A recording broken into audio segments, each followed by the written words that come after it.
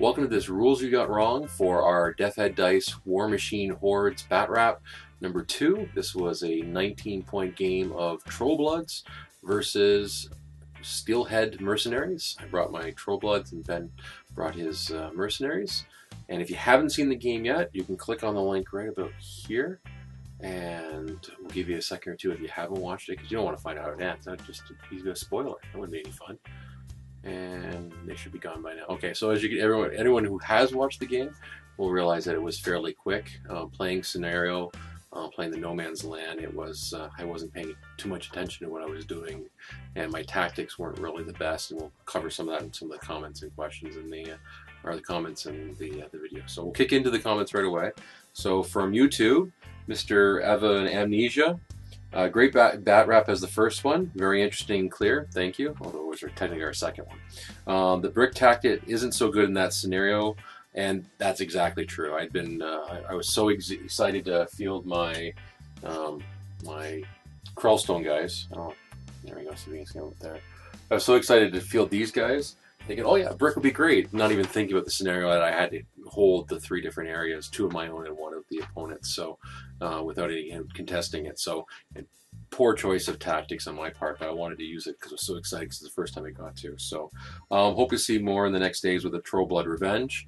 We'll have to wait and see. I did film a game with Ben, a follow-up game where we did 31 points, because I think that was all I could field at the time. Without having mostly support and not enough guys that can troops or war beasts. We did that last weekend, and I'm in the process of editing that one, so that we'll have to see how that one turns out. Ben brings his Cricks, which he played against Les in his Kate army, which is in video number 3 in this series. So Bob Smith, Axer has Threshers, so you should have charged him in the middle of the cavalry model and attack all 3. Great BatRep, thanks to the compliment. And you're exactly right. The Thresher, I completely forgot about the Thresher special move that basically allows you to hit anyone within your melee range. You get a hit on everyone in that range, which would have been ideal because I rushed the one guy, missed, and then just sat there not doing anything. So kind of helps me know your rules a little bit better. So I made a point of studying my cards and the rules for my guys a little bit better, so I'm not going in just trying to do everything from memory. So 0-8 down 88. A lack of scenario makes this whole thing look a bit sad. Great battle report otherwise. And that's one of the things I'm still trying to get a feel for, because I am new to the game. And in 40K, Warhammer 40,000, we typically have a lot more. The original things I read and talked to people say you don't necessarily need as much terrain on the table. But I think for trolls, I mean, the more terrain I have, the better, because then I'm blocking line of sight, not getting shot at or hit by any of these guys or getting any spells at me. So I think I just have to sort of feel. Comment below if you have an idea of how much terrain you should do per, say, is it 1 piece per square foot of the table? Are you looking at, and I mean, I know I've watched a few of the mini wargaming battle reports, and they have fences and things like that as well. So I'm just curious to see how much terrain people put on it. So if you have any thoughts on that, please comment below and let us know.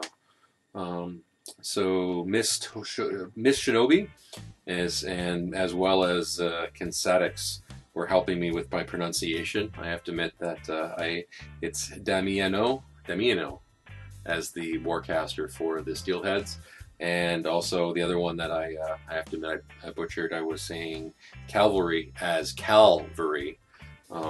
My son's name is Cal, and we call him Cal. I don't know if that's where I was doing it, or I just wasn't paying attention. So it is Cavalry. So thank you for pointing that out.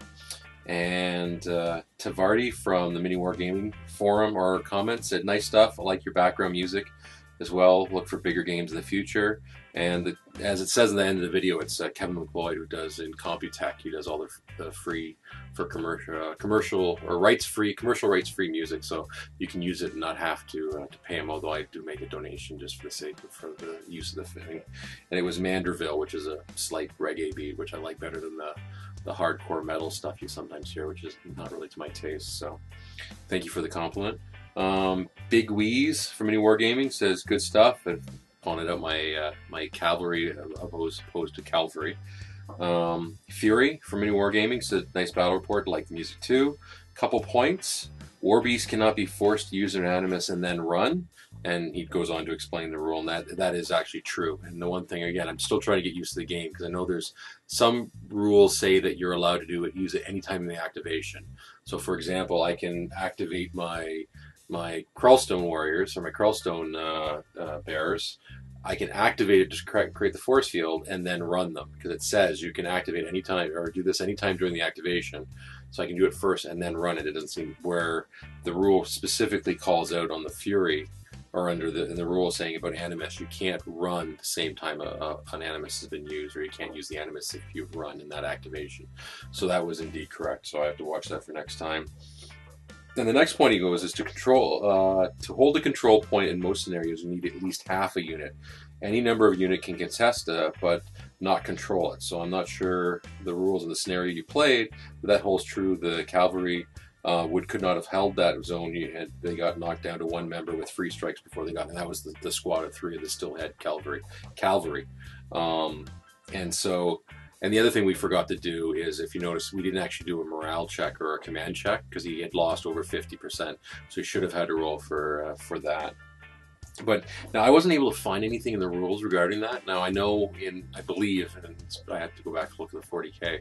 In Warhammer, that's the case. I think you have to, if you're under a certain amount, you can't hold an objective in 40K.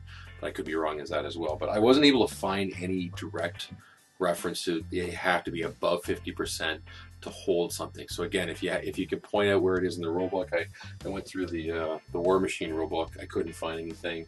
But if you have anything to back this up, please comment below and let us know. I appreciate that. John of Arc from the Privateer Press forum said, nice, fun, quick game. Was easy to follow. You did a good job walking through the turns. There's something either about the sound quality or voice that makes it really easy to listen to and follow. Thank you. I don't need my ego boosted anymore, but thank you. I appreciate that. So, and yeah, it was definitely a quick game, quicker than I think either Ben and I intended it to be. So, 7 Sins from Privateer Press.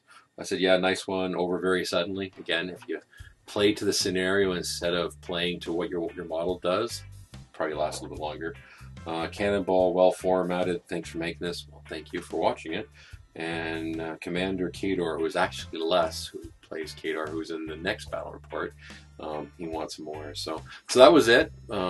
Quick. I think the only thing, and as I'm finding in most of these things, typically the rules that are wrong are mine. So I appreciate you guys pointing out, because it makes me learn and make me realize that I'm doing things incorrectly. So we do have another battle report. It should be up in the next week or so.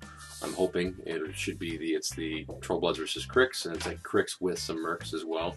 As Ben doesn't have quite enough to field a full Crix army, so we'll take a look at that one. And if you have any comments, suggestions, anything like that, feel free to comment below.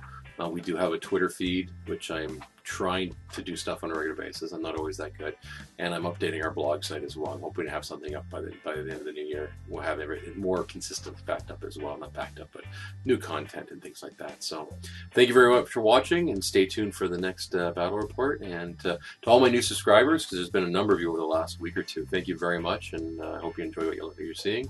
And again, any kind of comment, suggestions, just comment below or reach out to you through the Twitter, and that'd be fantastic. Great, guys. Thanks for watching.